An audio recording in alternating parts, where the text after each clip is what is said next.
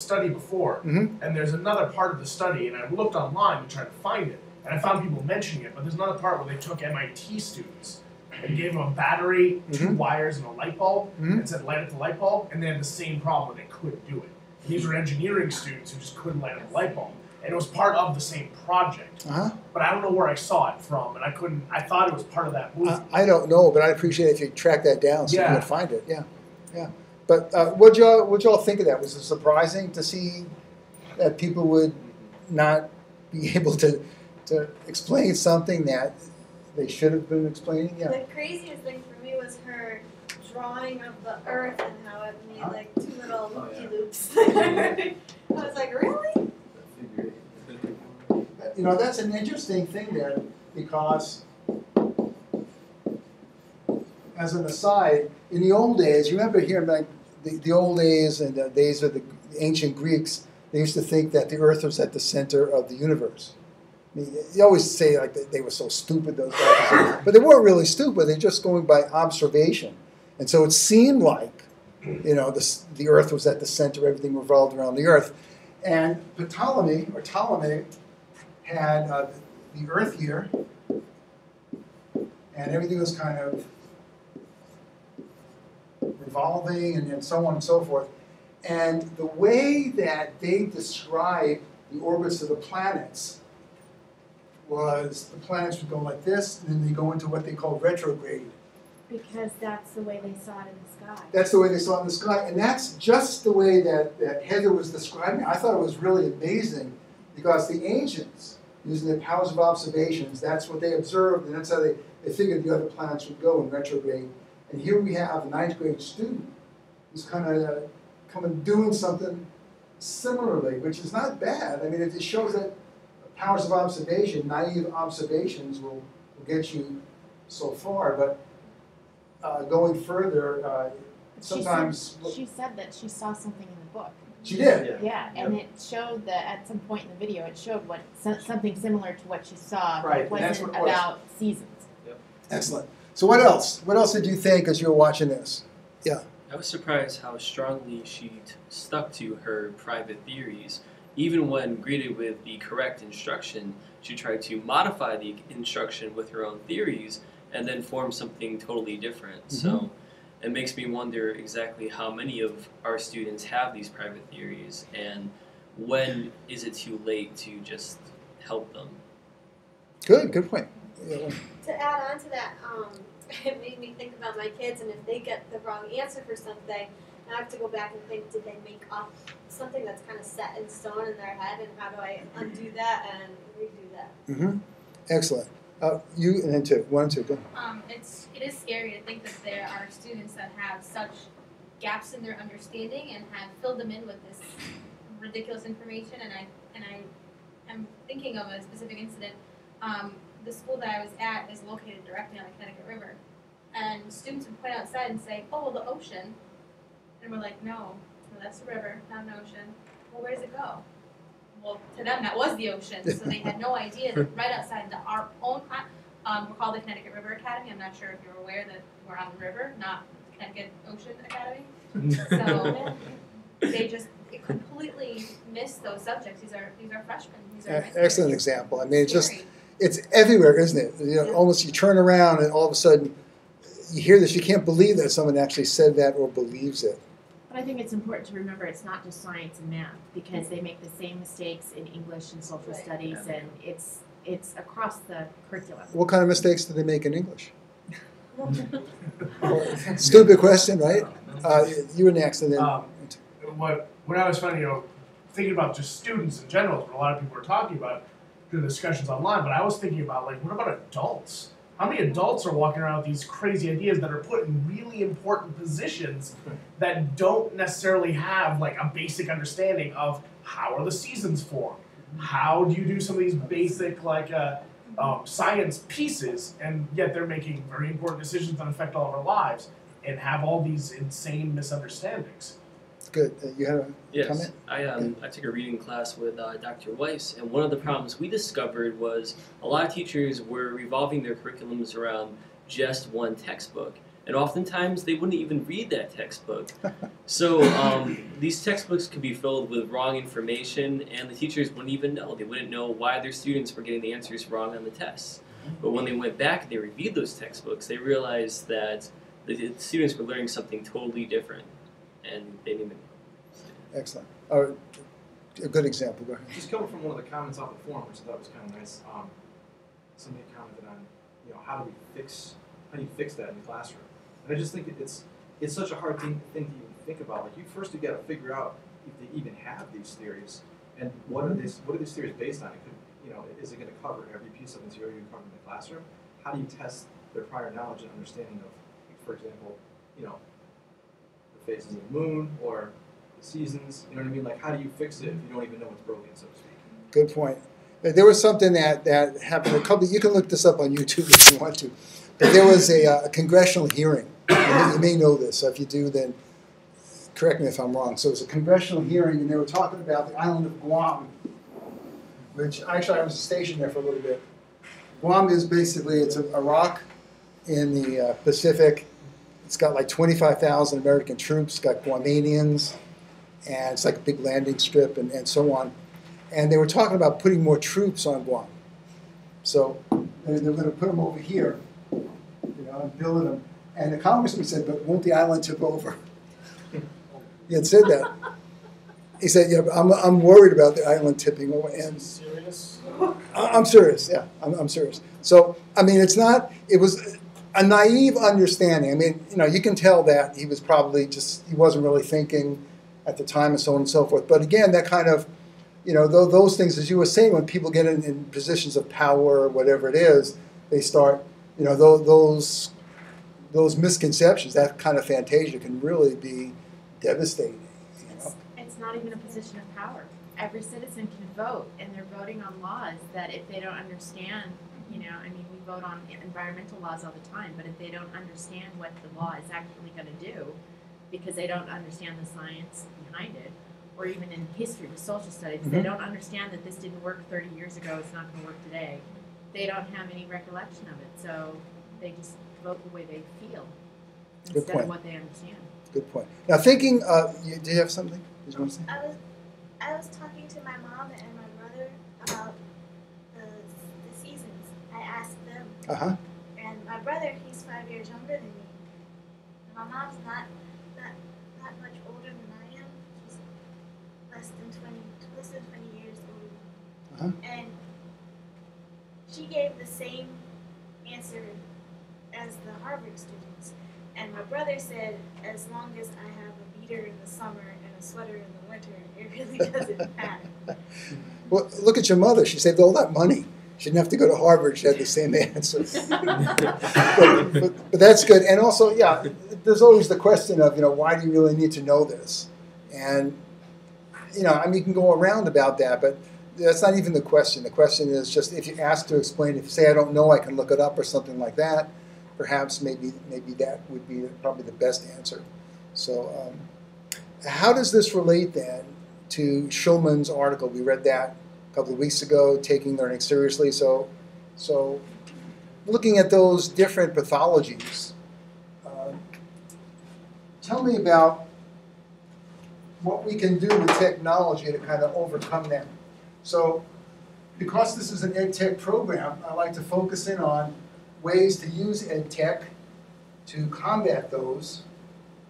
And of course, there are ways to do it without technology, but there's also, you have so many good tools now with technology. There's one thing I want to bring up before looking at technology, and there's a way of answering or looking at what students do. It's called positive constructive feedback. It's where if a student puts something on the board like a math problem and they get it wrong, the teacher spends all the time looking at what's wrong about it. And really the way to deal with that is to find the last right spot they had and then just work from there. And never even mention when something is wrong. Because when you start mentioning something is wrong, it sticks in somebody's mind. So you don't want that to stick in their mind. Just look for the stuff that's right, and anything that's wrong, ignore it. So that's called positive corrective feedback. But with technology, what was what were the, Well, I put in one of my comments that we can do pre-tests, and with technology, the answers can be tabulated really quickly. We can see where our class is lacking, so we can see how many got question 2 wrong, and that was on seasons, and then we can hone in on that because you know that that's a because problem. that's where they're having. Okay, for inertia, and what is inertia? It's where you can't apply what you know. You know the information, but you cannot apply it into the upper level thinkings like evaluation and application. And Okay, creation. what's the opposite of inertia? Fantasia. Sorry? Fantasia or no? Well, no, I'm saying that's inertia is something that you want to get rid of. So what's the opposite of? Critical thinking. Yeah, being able to apply what you know, use it correctly. So inertia, being stuck, doesn't move, So- doesn't go anywhere. Movement. Movement or something where activity, active, knowledge. So inertia being something that's just like a block. Say you wake up in the morning, you don't want to get out of bed. You go back to sleep, that's inertia. Getting up, going out, having breakfast, so on and so forth, that's active. So you want to make all the information active. So how do you do that with technology? How do you get students to do that with technology? Yeah. Maybe use a smartboard. Smartboard, okay, that's a good way. Just having kids come up and move things and look at things. And we're going to be using a smartboard here in the class. Yeah, go ahead. You can have them apply knowledge. Sometimes, like for example, with the lunar phases or something, if you can find a piece of software where they can create a light source. Okay, like models or something? Yeah. Okay. Sometimes it's more affordable than actually having to get models for every kid and more feasible. Okay, I'm going to put simulation, and it could be with models or it could be with animation or something. What else? Projects like creating things like a newspaper or a virtual poster or a brochure. Okay. Which is good because then it just doesn't sit there. You have to make it. You have to move the information instead of making it inert. And technology helps you do that. Yeah, 1, 2, go ahead.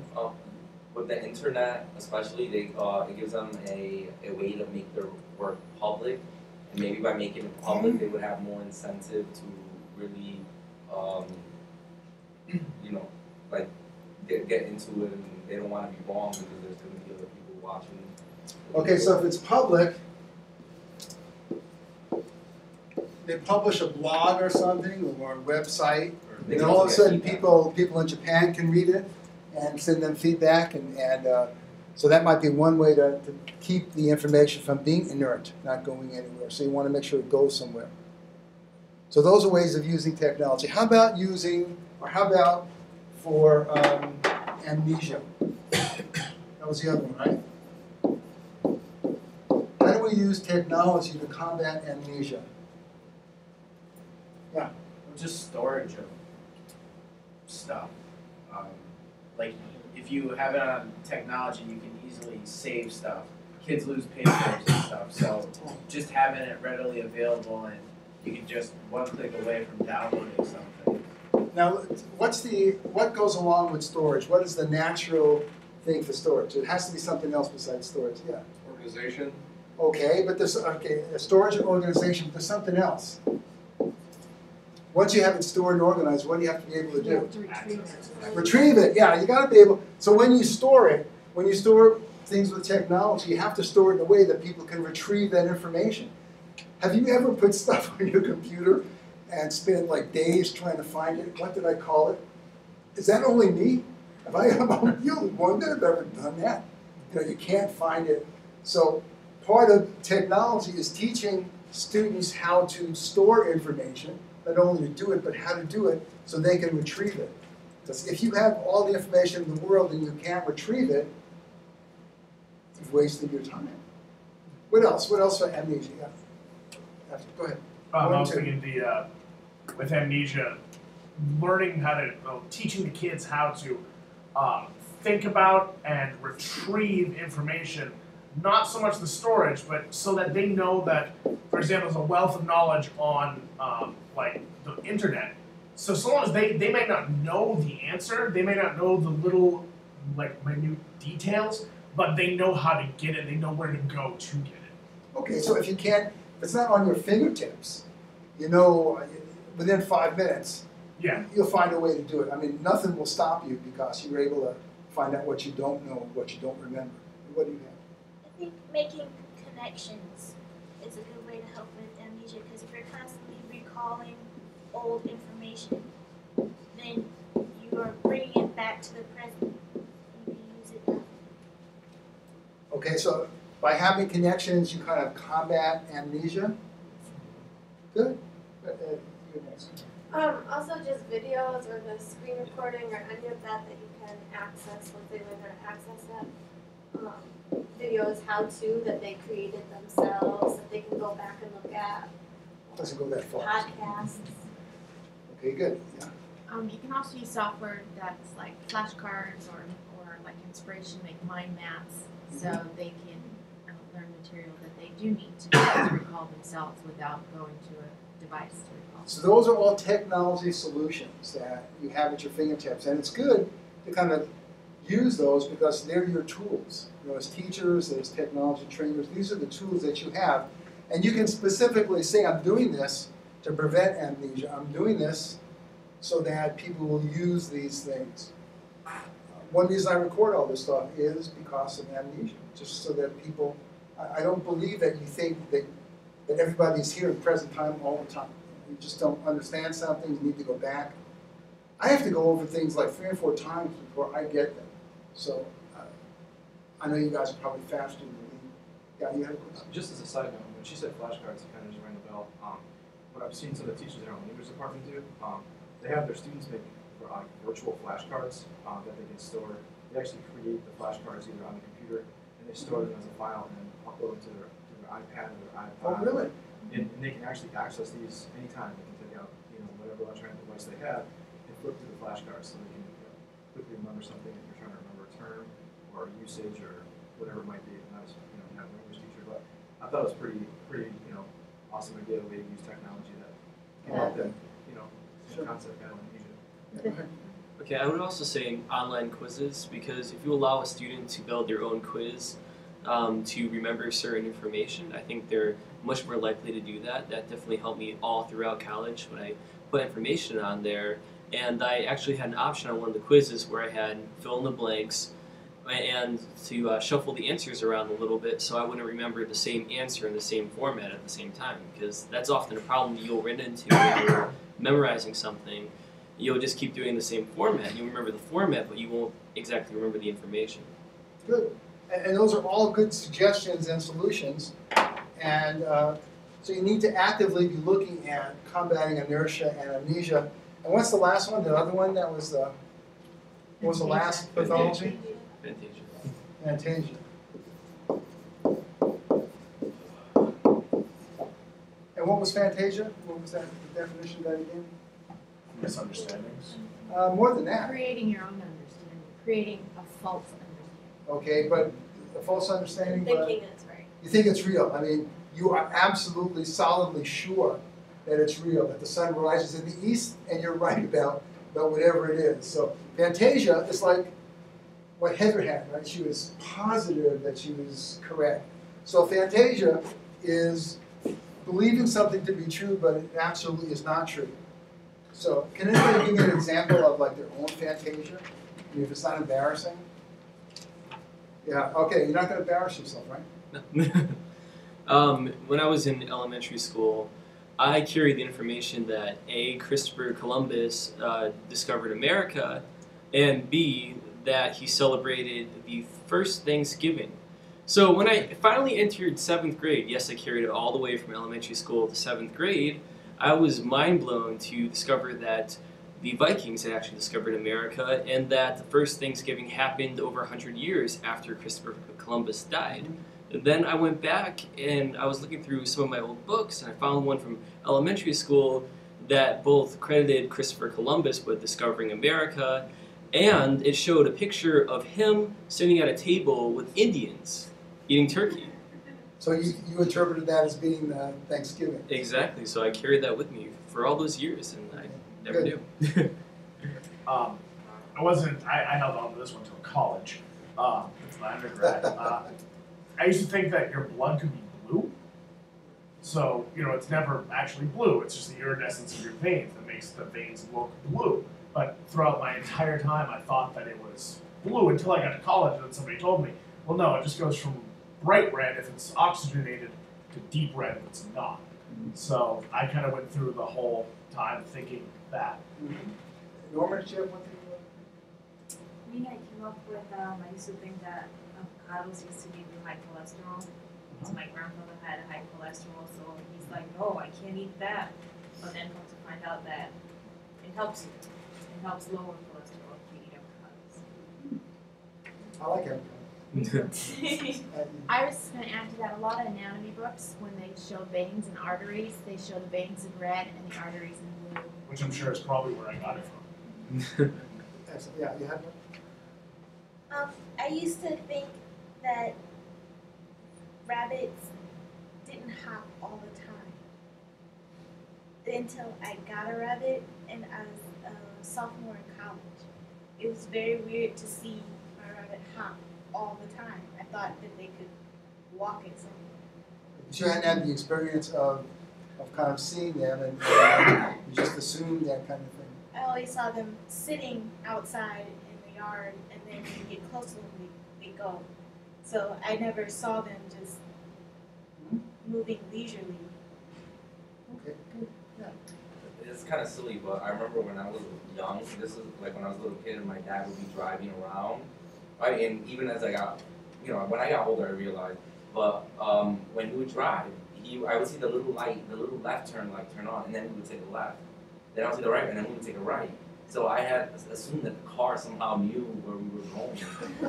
You had GPS before there was GPS. So that's and what happened when you found out the truth? I don't know. I don't really remember the moment but I have a lot of those little things. I think when I was little, maybe I didn't ask questions and I just came up with my own solutions. Good. I thought that Canada didn't go over to the east as far as it does. I thought Canada started over by the Great Lakes. So I never understood how people got from Vermont to Canada so quickly. It just never really made any sense until I was maybe in middle school. It was really late and really embarrassing by that point to not know that Canada's right there. It's interesting too because when we do the smart notebook thing, we use the states, and you always find a map of the United States with Alaska where Mexico should be and Hawaii's there, and I make sure that people cover those up because some kid in the back is going to believe that Alaska's there. They're going to know it because the teacher showed it to them, they weren't paying attention, they may be in the back chewing gum, drinking whatever, doing stuff, and so they just see it and they think that way. So how do we use technology to fight Fantasia? Yeah. Well, it sounds like a lot of the Fantasia we have is because we put our visuals with text, but we don't connect the two in the sense that you saw Christopher Columbus sitting with Indians, you assumed that was Thanksgiving, Right. which is a logical assumption in our culture because that's what we connect with Thanksgiving. So we have to be careful when we choose our visuals that they're labeled correctly and put in the right place. And that's why I tell you, save red. Red's the most important color because what you use red for is to direct someone's eye to something. And if you have a detailed picture or graphic, and you want people to pick something out of it, if you use red, you point them to what you want them to look at. So that's why it's such an important thing because it helps you distinguish things in graphics that people may not pick up. If you say, just look at the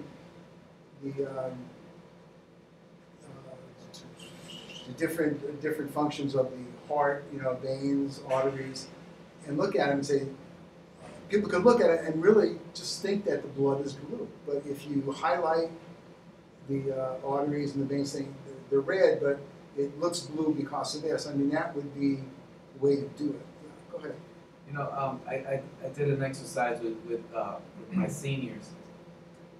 They had to go into the UN site, and they had to find the Millennium Development Goals. And so they, you know, I directed them to UN.org, and they got there, and then they had to find the Millennium Development Goals, and so they hit that, and they couldn't find in the bright red all the goals that were there. There were 8 goals, and they had to name them and then tell me how many. And it was bright red because I was thinking about red, so red, and they couldn't find it. Because you don't write with red. In other words, you don't put red text, because red is too important a color. Yeah. You know, you use it to highlight certain things, but in general, you don't want to write with it because then people will ignore what's in there. Look at, it'll be something else. So I thought they were going to find that right away. Mhm. I was saying, okay, this is going to be a quick exercise. They're going to get there, and they're going to name them, and then choose an issue. Good I thought it was observation. going to happen, and but they didn't. Which is the worst of these three? Fantasia, And why? because once they get it in their head, it's gonna be a lot harder to get it out. Even if you discover it, maybe you don't even discover it. Yeah, why? Yeah, I was gonna say, but you don't even know it's there unless they find that moment where they can solve it themselves. Yeah.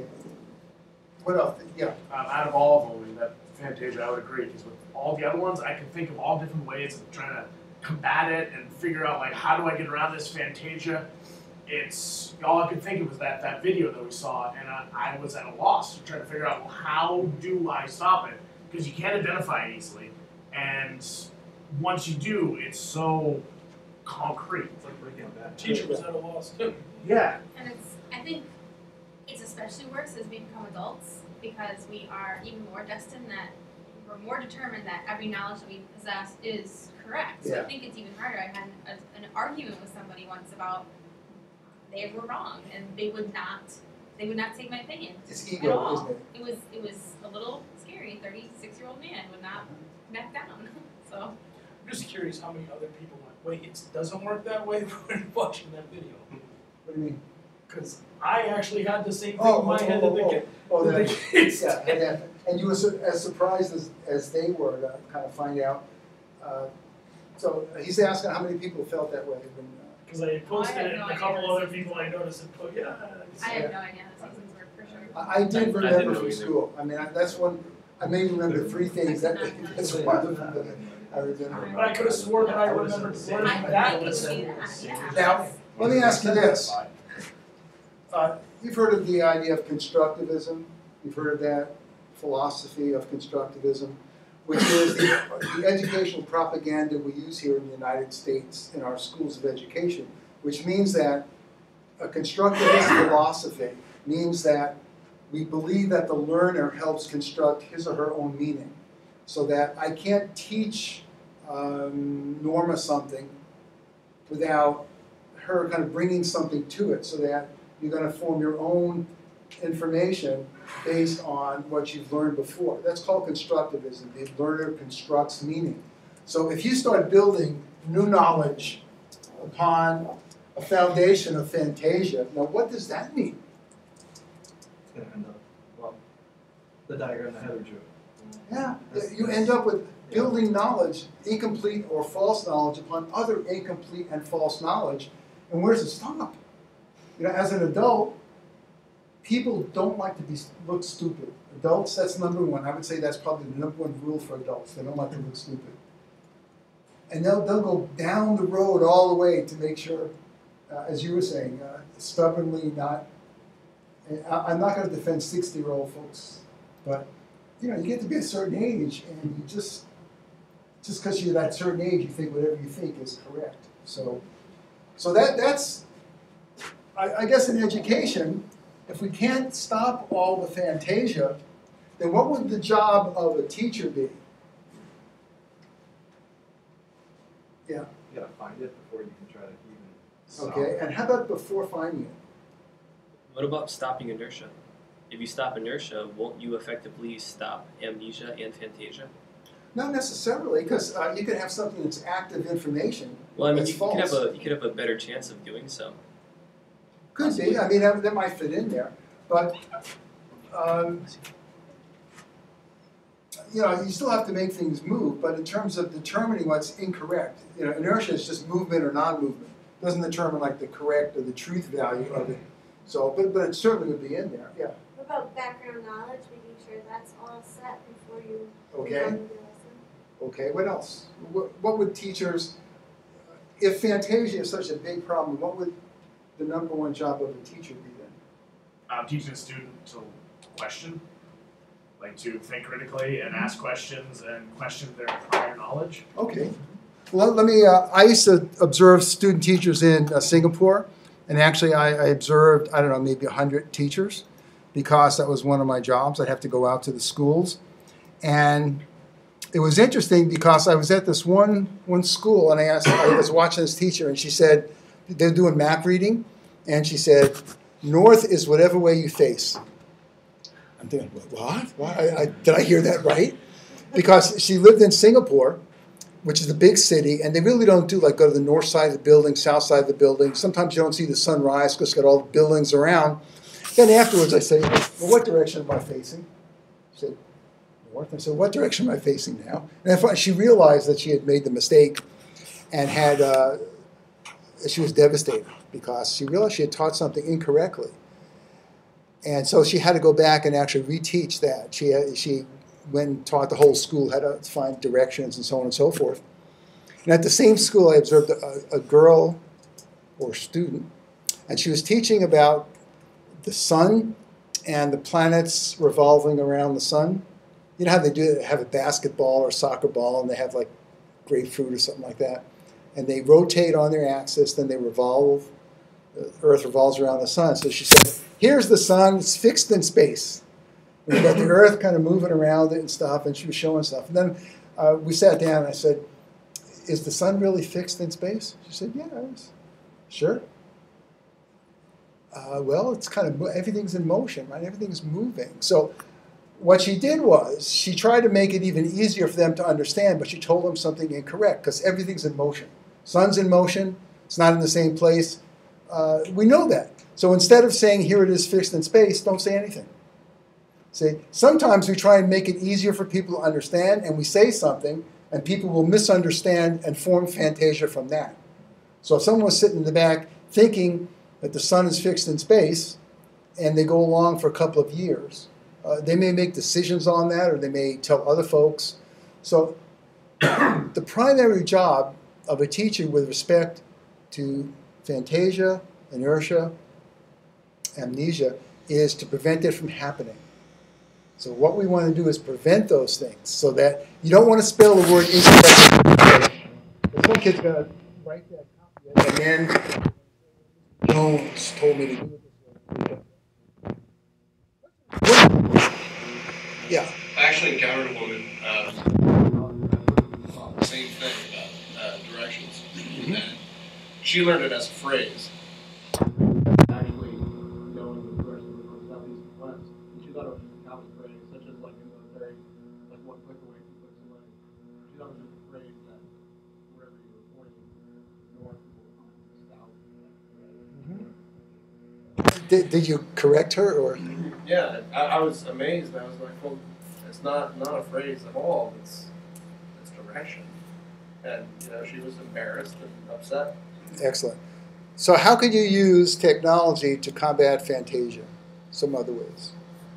Somebody mentioned something about background knowledge. Okay. So if you know the background knowledge, then you can help people identify what people know. So, yeah, go ahead. I know I might not understand that well. I would go to YouTube, and you can find a lot of different. I know YouTube, but it might not be the most. But you know what? As a technology teacher, you have to be able to go to YouTube and Wikipedia and be a judge of whether that information is valid or not. Yeah. That's the key point, though, is being able to Judge whether it's valid information. But I go there because I can find a lot of different explanations of it, and after watching several, it starts to click in my head. I start to kind of get the big picture. Okay. View. Okay. Yeah. Just to add on to that, using it, we had a professional development day of Alan November. Do you know him? I know Alan personally. Oh yeah, and well, he came and he spoke and he talked about using the internet and how you should show your kids to use the internet, and no one was able to use it correctly. It was really interesting. Yeah, we were together on a Krista McAuliffe thing in the 80s, way back in the 80s. Yeah, go ahead. The survey form that we just learned how to do, I'm definitely going to use. I think, without a doubt, just a simple survey, just to see what you know you're going to teach, or you know what your objective is for whatever you're working on, and just see what people know about it. And you're just going to get, your answer's going to be right. And that's not like it's going to be plain as day, but at least you're going to have some viable data that you can look at. That's the way to start. See, when I used to teach third grade, actually I taught every grade from kindergarten up to us right here, graduate. And in teaching, there are some technology solutions such as Inspiration. You guys have seen Inspiration and Smartboard. And the activity I always recommend folks do, I don't know if people do it, but I recommend that you do, is always when you approach a new subject, what you want to do is you want to find out what everyone knows. And so you do like a mind map or a cognitive map. You all know what that is, a cognitive map? It means you do associations. So for example, if I was going to teach, let's say, seasons, and we're going to be doing a unit on seasons. So tell me something you know about seasons. It's 4. Okay. So I put like 4 seasons, and then what are they? You know, and you write them down. And what happens is the kid in the back who knows it but can't remember it, will all of a sudden recognize, oh yeah, I know this. Yeah, 4 seasons. I forgot that, but it was 4 seasons. And then you keep going on, and before you actually start teaching a subject, a new subject, or even something reviewing, find out what students know, because if there's fantasia there, it may come out. You know, someone will say, well, this happens. And you might say, well, that's an interesting idea, but there may be some other things that we need to look at. So it may not be exactly that way. So by going through a whole process of just finding out the class associations, you let everyone make connections, not only visually, because they actually see the connections, but they also hear that there are connections. And so what you want to do is, as much as possible, draw the information out from the students. Technology helps because they can see it, you can print it, and then at the end of a lesson, you can actually give them the same map, but take all the words off, and then see if they can write down, you know, put that in there. So Inspiration is one program like that. You can use a board, PowerPoint. But what's nice about it is it takes the pressure off you, because what you're trying to do now is find out what the students know, and if there are any incorrect answers, then at least that's where you can do it. Does that make sense? See, so everything, you want to make sure that everything you do, you try and prevent these things from happening. And the one thing I used to have a big problem with was with the spelling. Because if you think that adults don't like to be corrected, kids don't like to have their spelling corrected either. And some of the recommendations are, you know, don't correct spelling because it'll make the kids feel bad about themselves. And, I'm sure you've heard stuff like that. But the idea is, instead of telling students they've done something wrong, you make everything about spelling part of communication.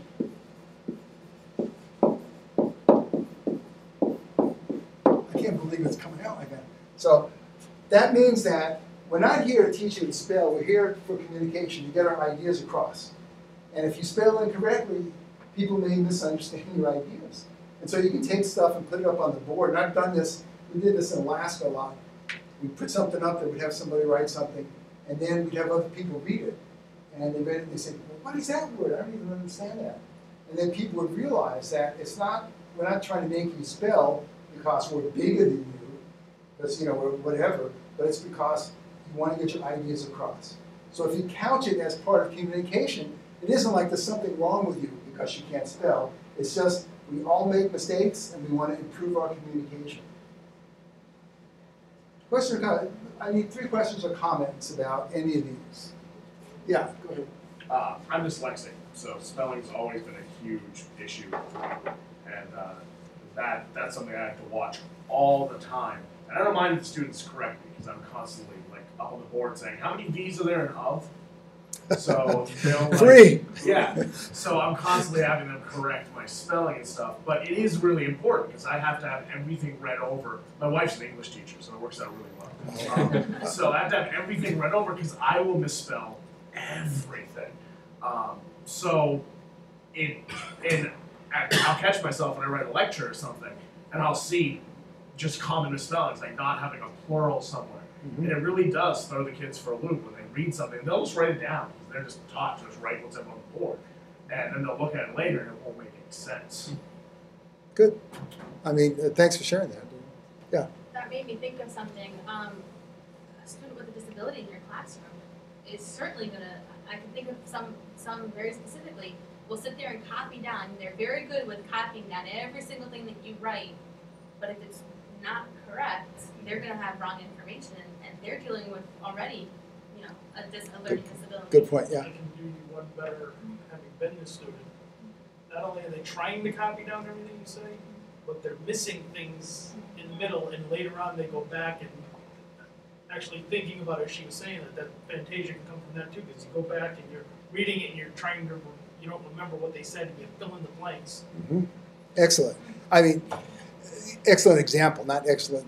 It's good to recognize that. So as we teach, and we can use technology as our friend to kind of combat all of these. That's why everything you learn from Dr. Bed, from these classes, as you develop materials for folks, you have a systematic way of designing instruction that we go through here. The idea is when you finish, you make a project, you develop some materials for folks. You aren't there to help them. They have to figure them out themselves. You want to make them as good as you can make them. So the whole class, our whole program basically is how do you design things for people to learn? Doesn't matter whether you're using pencils or 3D graphics or whatever it is. So that's vital to remember. So that was 3 questions and comments. Okay, let me see if any bonus questions. Free. Question? Yeah. I just Comments. wanted to give a comment on. The same class I was teaching, I was talking about the workers in Peru, the workers in Peru, and how in Colombia, and how they are fed cocaine in order to continue working. So where's this going? So the kids, when I had them write out, okay, what are the things? What did you learn today? Well, I want to know more about how they get the cocaine out of the caves. Well, they were working in the mines, because they were able to with all the cocaine. They thought that they were digging the cocaine out of the mines. Is what they got out of it. So I'm glad that I wrote, that I asked them to give me feedback at the end, because giving me feedback, they told me, whoa, they misunderstood what I said. Like, no, they're not getting the cocaine. Now that's a very good. Finding cocaine. I'm glad you caught that. They could have said, but that shows that if you have a blog, you guys know blogs, right? A blog or a website where you ask people to put up stuff, you're more likely to catch things. If you ask them to express themselves through any kind of technology-oriented activity, having kids make presentations, is incredible because you can see all sorts of strange things from their presentations. Yeah. Has anyone ever heard of a parking lot? You guys use parking lots?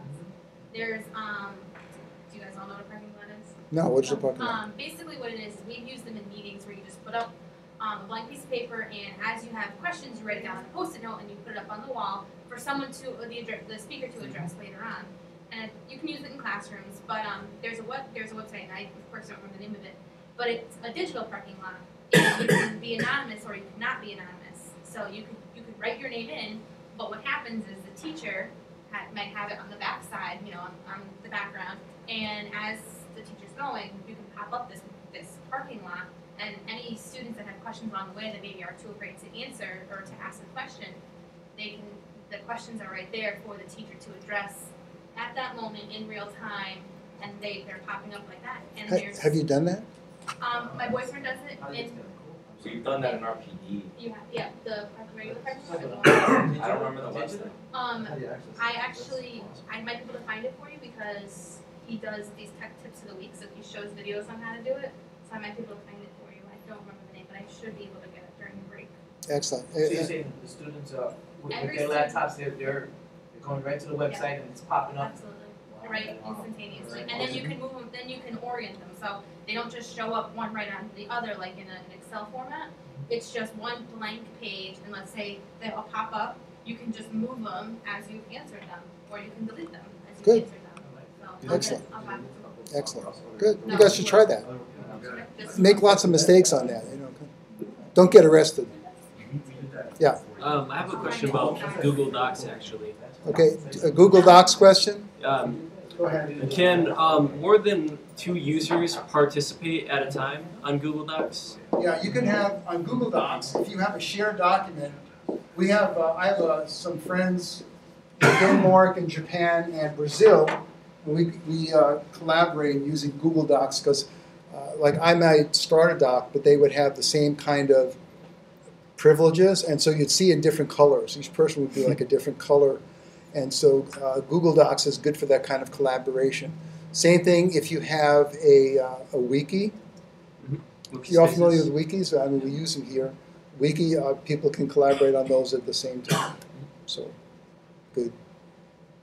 Okay, any other thoughts on the pathologies or how to fight them or your own pathologies or your, oh, what, remember that there was one other that we didn't even discuss? What was that other one? There was a fourth one that he talked about?